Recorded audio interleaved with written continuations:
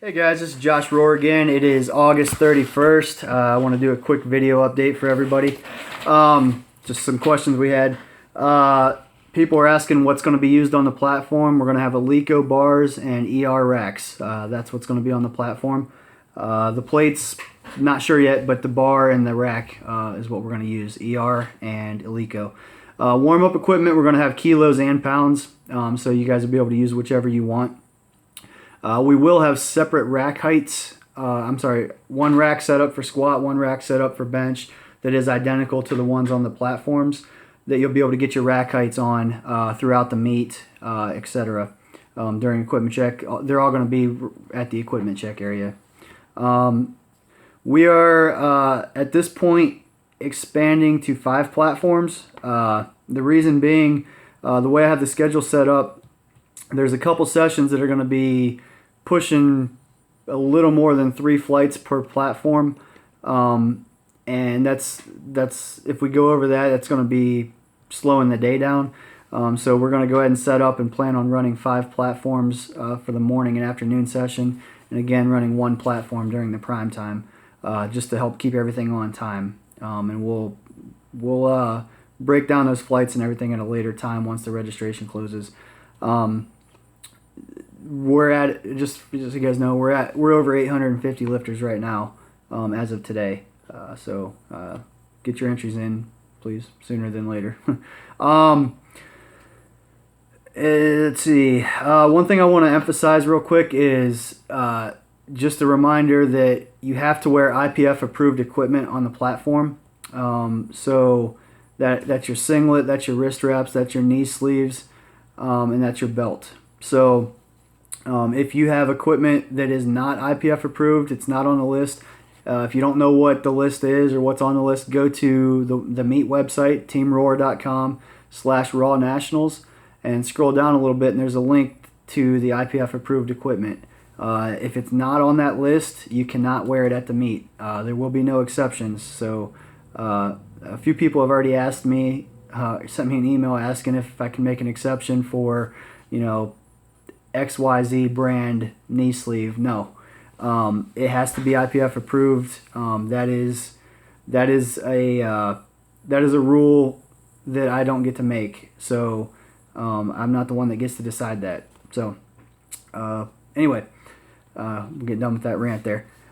If you need to change your qualifying total because you've bettered it, or you need to change your weight class, as it pertains to making the primetime session, that needs to be done and submitted to us on or before September 13th. So the way to do that is to email my assistant Samantha. The email address is teamrohrpowerlifting@gmail.com. You need to include your info, your current weight class, your current QT, and what your new qualifying total and or weight class is, with a link to those results. All of that information needs to be included in the email for us to change it. After September 13th, you can still change your weight class if you're already qualified. But after that period, you cannot, any more meets after September 13th will not count towards your qualifying total or weight class change. But we are going to be selecting the prime time on September 14th. So if you make a change after that, it won't be applied to the prime time. So some people are trying to get cute with that and asking questions about it, trying to slide in at the last minute. It will not count towards the prime time. So all of that needs to be done on or before September 13th. The admission cost, a lot of people are asking about this too. The admission is going to be $10 a day. All lifters will get a wristband that'll get you into the venue each day. So if you lift on Thursday, you'll be able to come watch Friday, Saturday, Sunday. You don't have to pay an admission fee. If you're a spectator that's a coach, anybody that's not a lifter, anybody that's not a lifter or volunteer, I'll say that, the admission is $10 a day. Each lifter, when they go to weigh in, they're going to get a wristband, an additional wristband. So they'll have their general admission, we'll call it this arm, and then they're going to get a wristband that says lifter, and it'll have their session on it. So that'll give them access to the warm-up room during that session. lifters, if you take that off, you're going to have to go buy another wristband to go in the back to warm up.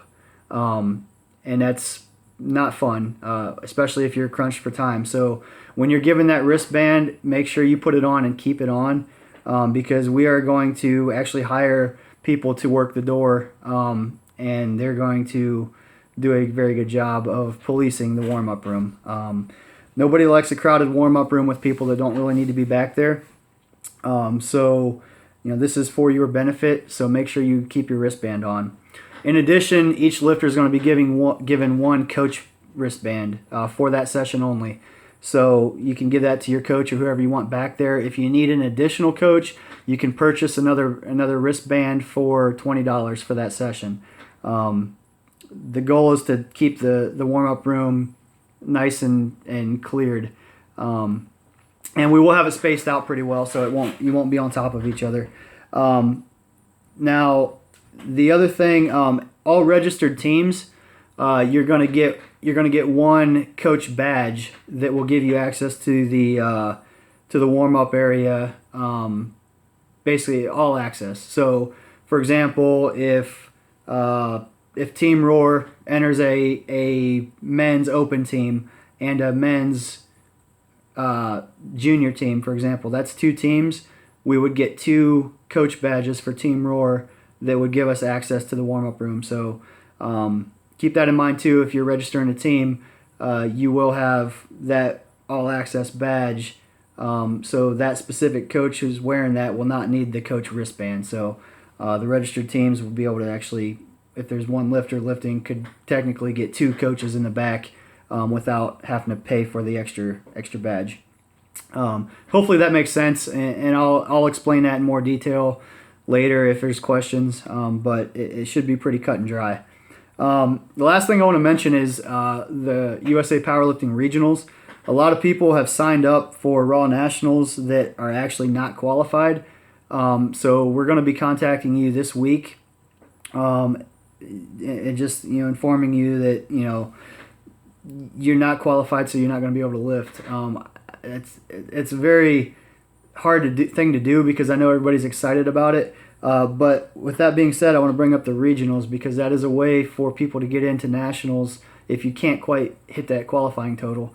So if you go to usapowerlifting.com/regional, there's a list of all the upcoming regional meets around the country. So how that works is basically if you enter the open division and you are in the top two lifters that do not meet the qualifying total, you automatically qualify for nationals next year. So it's a great way to compete at kind of a national type event with the hopes of getting into nationals next year if you're kind of not at that level where you can't quite hit the qualifying total. So those are probably going to fill up pretty quick, so register for those sooner than later.